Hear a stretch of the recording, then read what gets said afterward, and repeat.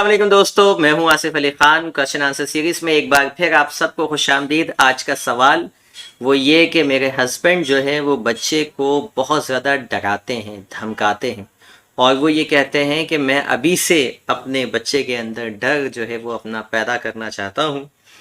मैं आपकी वीडियोस देखती हूँ, बहुत कुछ सीखती हूँ, अपने हस्बैंड को वीडियो दिखाने की कोशिश करती हूँ, लेकिन वो ना वीडियो देखते हैं और ना ही बच्चे की अच्छी तरबियत के हवाले से सोचते हैं और सीखते भी नहीं।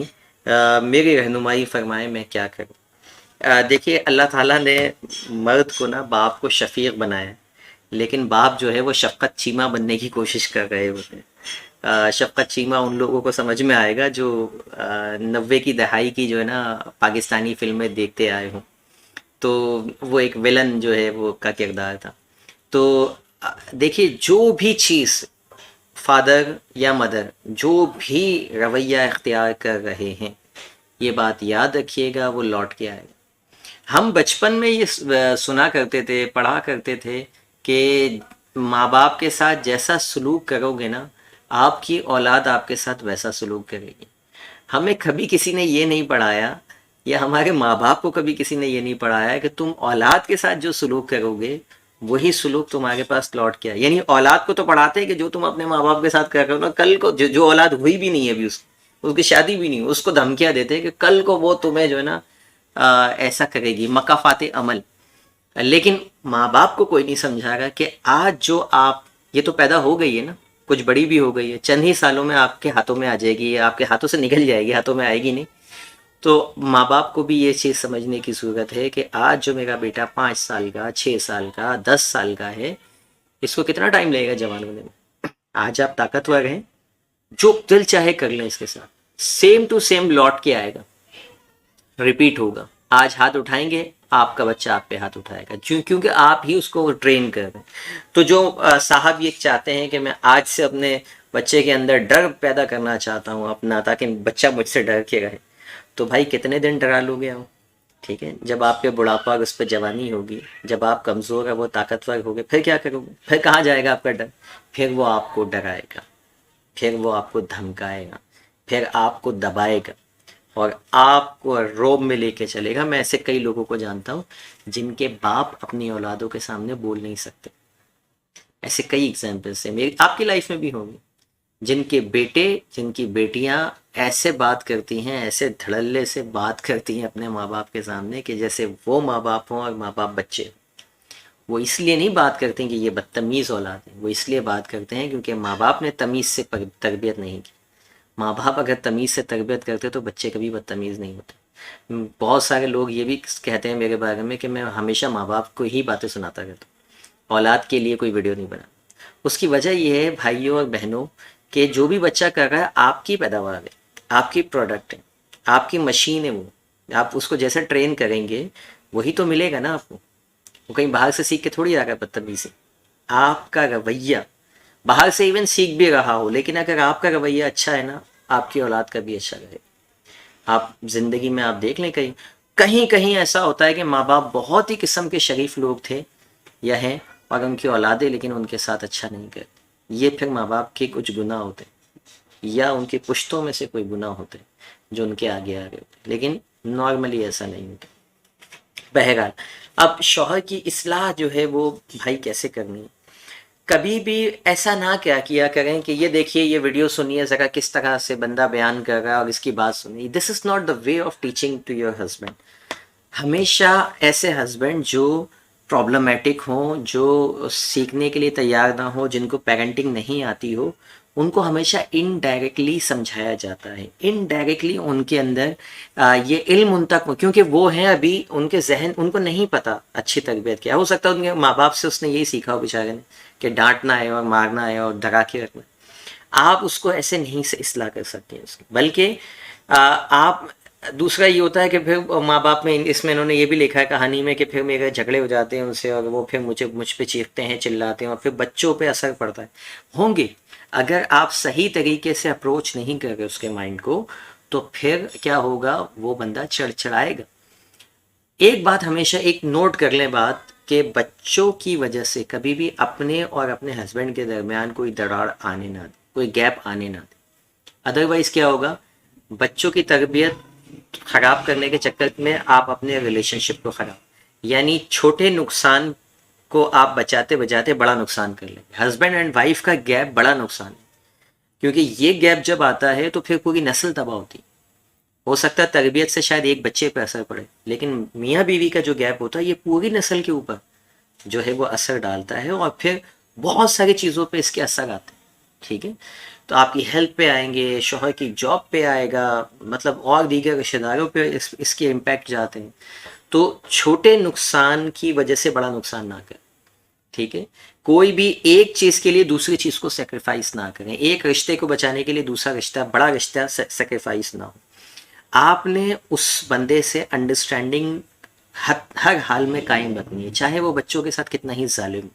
क्यों? क्योंकि आप उससे अंडरस्टैंडिंग खराब करके तरबियत नहीं करवा सकते। जब तक अंडरस्टैंडिंग है, कहीं ना कहीं ये चांस मौजूद है कि वो बंदा ठीक हो जाएगा, शायद अच्छी तरबियत करने लग जाए। लेकिन आपकी तरबियत ही बिगड़ गई, ठीक है, तो फिर क्या होगा कि फिर चांस ही ख़त्म, फिर आप उसको नहीं सुधार सकते। और अब जो बच्चों पे असर पड़ेगा वो डबल, 2 गुना ज़्यादा भारी असर होगा। यानी पहले तो सिर्फ ये था कि बाप अच्छी तरबियत नहीं कर रहा था, अच्छा सलूक नहीं कर रहा था। अब ये है कि बाप बीवी के साथ भी नहीं कर रहा, बच्चों के साथ भी नहीं कर रहा। यानी बच्चे ये देख रहे हैं कि हमारे साथ भी बुरा हो रहा है, हमारी माँ के साथ भी बुरा, और हमारे माँ बाप एक पेज पे नहीं। ये ज़्यादा बड़ा डिज़ास्टर है, ज़्यादा बड़ा जो है वो नुकसान है। तो इस चीज़ को लेके हस्बैंड की इस्लाह के चक्कर में जो है वो उससे बिगाड़े नहीं। इस्लाह ऐसे करें कि आपने सीख लिया ना भाई कि ये पॉइंट है, बच्चों पे चीखना नहीं चाहिए। लेट सपोज मैंने कहा कि दुनिया में 2 किस्म के खौफ होते हैं, एक मौत का, एक ऊंची आवाज़ का, एक ऊंचाई से गिरने का। ये 2 खौफ बच्चा लेके आए, इसके अलावा कोई खौफ बच्चे में नहीं डालना चाहिए। अब आप ये नहीं कहें कि ये देखें वीडियो में, ये ना हो। आप बोलें कि भाई आज मैंने वीडियोस देखी और खाना खाते वक्त ऐसी अच्छे माहौल में, उसमें उन्होंने बताया कि 2 खौफ बच्चा लेके पैदा होता है अपने साथ, ऊंचाई से गिरने का, ऊंची आवाज़ का। बाकी सारे खौफ हम खुद डालते हैं बच्चों में, जिसके नेगेटिव इम्पैक्ट होगी। कभी आपने ऐसे जिक्र किया कि आज वो सुन रही थी मैं उनको, फलां साहब को, उन्होंने बताया कि अगर बच्चों पे सख्ती ज़्यादा की जाए तो आगे चल के बच्चे ज़िद्दी हो जाते हैं। बस इस तरह से आहिस्ता आहिस्ता दाने फेंकते जाएं, छोटे छोटे इल्म के, एक एक लाइन के, 2 लाइन के।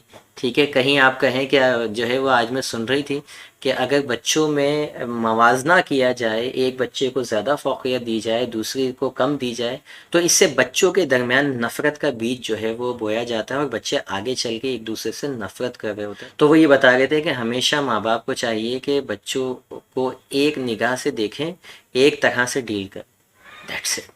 इतना आपने उसके कान में डाल दी बात है, आहिस्ता आहिस्ता उसकी लर्निंग होती रहेगी। या तो उस बंदे का इंटरेस्ट बहुत ज़्यादा खुद ब खुद डेवलप हो जाएगा, वो भी सुनने लग जाएगा, या अगर वो नहीं सुन रहा तो एटलीस्ट आप उसके लिए सोर्स ऑफ लर्निंग बन जाएंगे। बजाय उससे लड़ने झगड़ने के, आप उसके लिए क्या हो जाएंगे, सोर्स ऑफ लर्निंग।